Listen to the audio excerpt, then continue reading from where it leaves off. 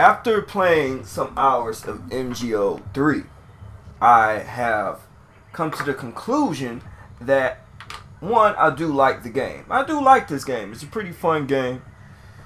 But it's bare bones.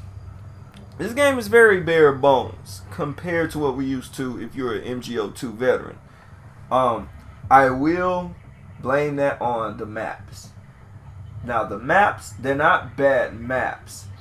It's going to take time getting used to because it's still giving a more of an open space. It's definitely more open than any MGO game that we're used to. In fact, I would not mind if they re-released updated versions of MGO2 and 1 maps, because I miss those maps, and that's probably what's going to throw you off if you're coming from MGO2. I don't know about how people feel as far as this being their first Metal Gear game, let alone MGO game, compared to most shooters out there, especially when you got Call of Duty 3, Black Ops 3, and Battlefront around the corner. This game still offers that Metal Gear feel to an extent. I have a feeling you're going to still experience the type of gameplay you're not going to get in most shooters. But until then, a lot of it's just bare bones. It feels naked. I don't know what it is, but at the same time, it's still fun. As you play along with it, all the players start getting used to the gameplay mechanics of this game. The battles are starting to change a bit more hectic, a bit more in your face than it was yesterday. So that's going to be dedicated fans. MGO2 suffered the same fate in a way. A lot of people did not like MGO2. Okay? MGO2 to a lot of people, and MGO2 had to compete with Call of Duty back then. I think 2008 when MGO2 released, it had to compete with fucking Battlefield Bad Company 2, Call of Duty Modern Warfare 2, shit, and all kinds of other releases where people weren't really digging MGO2. But I played it because I played the very first one for Subsistence back in 2000. I think it came out in 2005, 2006. And I liked it because it offered something. It was no other game where you could just set up these funny ass traps and just tranquilize them and then do whatever and whatnot. You can still do that in MGO3. But MGO2 had its challenges. It was not a perfect game.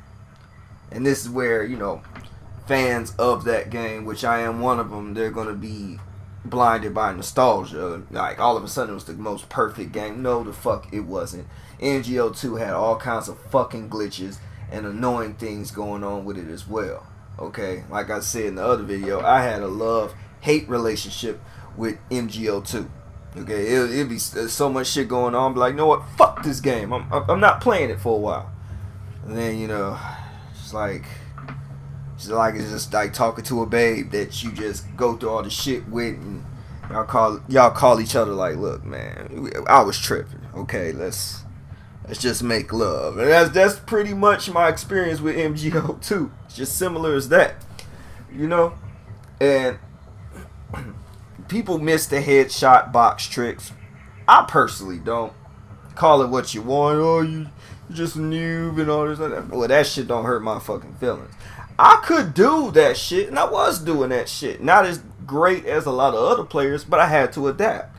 You know what I'm saying? Because you had to get headshots in that game. It might as well just been a game full of floating heads.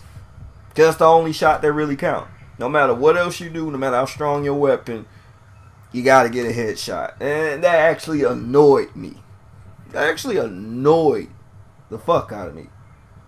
Because I don't know, it just takes away from the fact that I have this assault rifle that in real life, if I shot your motherfucking ass anywhere, I could rip you in half. Okay? Yeah, headshots still great, and I'm not saying do away with headshots. You can still get headshots in MGO3, but now it ain't all this reckless fucking extra shit where you can afford to dance around a hail of bullets with your box. And I mean, yeah, I'm not gonna lie, it looks impressive, but at the same time, I can't give you all the credit because the game really doesn't penalize you from taking body shots. So is it really you or is it the game design? Because in this game, you could dance around MGO3, you could dance around all you want. If people are spraying at you, especially more than one person, I'm not saying you can't get at least one headshot kill, but it's not worth it. You gotta take cover because you're taking bullets, and that was the point. That's the point I'm trying to make when it came to MGO2. Okay, I don't care if you can still get them headshots in MGO2, but every shot should fucking count. If you're really that good, you shouldn't have no problem with that because, I mean, like you said, you're that good. And body shots that do count should make you more cautious. And if you can still pull off those same maneuvers and get the same results, even with that added challenge, more power to you. I'm not mad at that. Okay, but my issue was, and I always aimed at the head, and I'm not saying, once your health depletes, your health depletes. Because there was always times we had that one little bit inch of health, you just run around, all it takes is for a bullet to graze your arm, and you just go down. Eventually, yes, after taking enough body shots, you do go down. But the motherfucker should have been killed a lot faster. Not given enough time to get a headshot, because like I said, it makes the whole any other effort redundant. Sometimes you may just not be in that range to get that perfect headshot. You gotta take what you can get and chip at the body at least. You know, that's just realistic in a shooting situation. You gotta hit what you can hit, so you can keep that motherfucker from hitting you. Well, that's real life and the game. And every other game did it right. Okay, you got shot down. If you got, you got.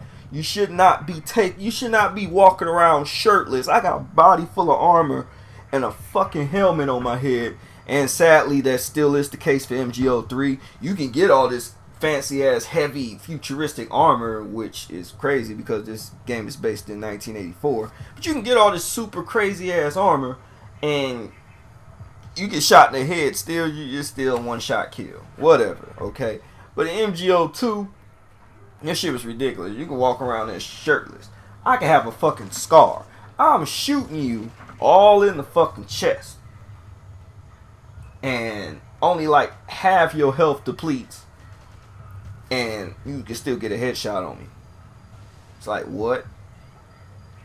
And at the same time, the argument was the recoil and the way the bullet spread. It was all realistic. It's all realistic. But if I make the argument that body shots should count, and you're like, well, it's just a game. It's not supposed to be realistic. Like, which is it?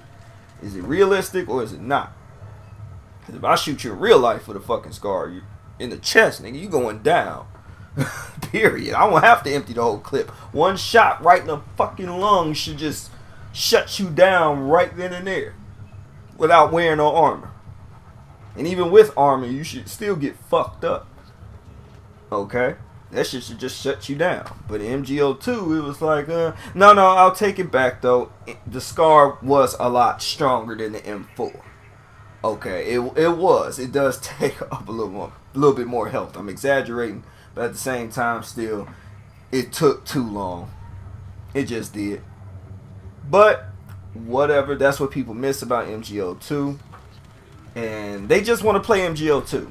I get it. You know what I'm saying? It's still, MGO2 still has its charm. It still has a certain feel.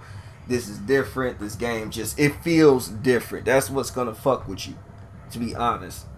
It's going, you want to play MGO2, or at least have the feel of MGO2, and MGO3 it feels a lot different because of the physics alone. And it's not a bad difference. It's definitely not a bad difference. It just feels like a different game. People are afraid that this game will be a generic shooter that doesn't have that Metal Gear feel. And I honestly think, from after playing it for a while, it comes down to the maps. Because one, they don't really have that many maps. They got like 4. They got like 4 fucking maps. All of them are for the most part based on outside environments. There's no indoor environments. There's not much indoor environments at all, except for portions of the map, like the Camp Omega, okay, which is still technically outside for the most part. There are like underground portions, but nobody goes down there. It's like a good way to sneak and get to the other side to flank the enemy, but no one's going down there. This game only has 12 players, up to 12 players, and I'm trying to refresh my memory. I think MGO2 had 16 total players you could play with. Correct me if I'm wrong. So that's down 4 players that can play with you. I guess that's not too bad. Even in this game, you don't really notice it that much because there's so much going on. So I guess it doesn't really hurt it that much, I guess. But still, it is like a step back. Especially considering that the maps are much bigger than the MGO2 maps. So, again, what else can I think of? This game needs more game modes. Maybe they can bring back that. Well, no. Well, no, what? Yeah, actually, it can. It can bring back the whole game where you gotta capture that frog or whatnot. Bring it back to your base, have it sit there for a certain, like domination with a frog or a duck, something like that. It can do that. It can bring back the whole sneaking thing, sneak game. Me personally, regardless of what game I play when it comes to the shooter, I'm a deathmatch player. All I really care about is deathmatch. So, all them game modes doesn't bother me, but it would be nice to have those options in case I did feel like that. But me personally, I just want to kill people. I find missions where you gotta complete a fucking task distracting, and it just sets you up to get shot anyway because you're the one trying to get to a flag or whatever. Of course, there's gonna be people camping and waiting for somebody to get to that spot and then shoot them. So, I'd rather not get myself shot. So I'd rather just kill people and just get it over with. That's just me personally, and that's regardless of game. So that's why my biggest concern isn't so much game modes, except they could have took an opportunity and take a chapter from Peace Walker, which I did like, and which could have been co-op missions, and bring back the 4-player co-op boss battles. I always enjoyed that about Peace Walker. That would have been cool. Okay, but my biggest complaint about MGO3 as far as gameplay is the maps. I'm not saying I don't want more new, unique maps. That's, particularly for this game.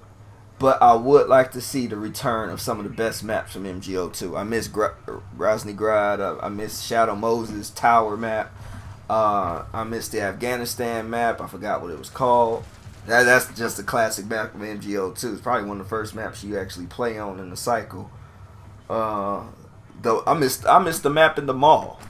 That was a cool ass map from MGO2. Well, that was outer something. It was some outer. It was a mall. Okay, and that map was cool. Okay, so it could also use more unique characters, which I think they're gonna do. I think they're just gonna try to milk this game for a while. 3 months, maybe 6. They'll start releasing new maps, new unique characters, maybe new weapons. Another thing that is an issue is the matchmaking. Yeah, their servers kind of suck because the fact that you can, it gives you an option to go into the map menu. Not map menu, but the game menu part where you gotta pretty much get into the game. It could be 11 players out of 12 in the game, and you try to get into it, but it's full. And I've had that same thing happen when there was 6 out of 12 players in the game, and I get in, oh, it's full. So they gotta improve that, man. And there's no excuse. Like I said, the presentation of this game right now feels very bare bones. Like, this is the first online game to ever exist, and it's like, why don't you guys have your shit together? I blame this highly on Konami. I don't know what's going on there, but they're fucking up. And they're fucking up with the wrong things. You don't fuck up on a franchise like this. Okay, you already got like a billion complaints about the plot twist that happened in the single player campaign. Which I gotta honestly say, it's not that I don't understand it. It's just I'm gonna be honest, I'm not feeling it. I'm not feeling it based on what I was expecting. I'm all for artistic motive and all that other shit, but you know what? I'll save that for another review, because I do have an opinion on it as well. Because right now, MGS5 is pretty much the modern day MGS2 when it comes to the story, but it might get it worse.